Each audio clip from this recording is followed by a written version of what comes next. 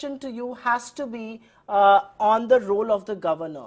There is a precedent in Goa, there is a precedent in Manipur and in Meghalaya where the single largest party was not invited. And here the governor goes back and allows the single largest party to prove its majority on the floor of the House.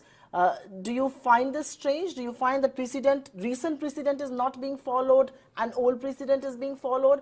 Because that does raise the role of the governor, the partisan or the bipartisan attitude that a lot of people will jump to conclusions with.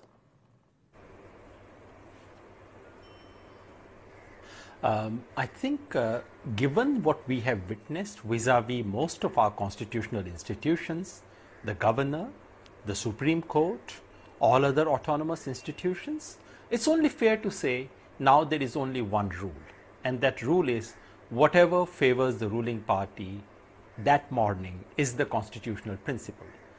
So I've been saying for the last 2-3 hours, no matter what the numbers, no matter who aligns with whom, no matter who gives the letter, BJP shall form the government. That's basically the rule. So what we are about to witness in the next few days, I do not know. Of course, Nalinji is right. We should wait for the governor to act, and we should always be ready to be surprised in case the governor acts in an independent way, in case the governor has just those insights that the governor of Goa had, in case the governor seeks to follow the same principles that governors in Meghalaya and other places faced. Of course, one should be willing to be surprised.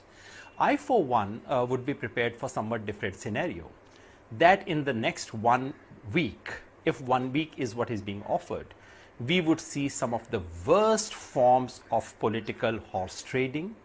Suddenly, some MLAs would fall sick. Suddenly, some resorts will be booked. Suddenly, some people will refuse to sign. Some MLAs might resign.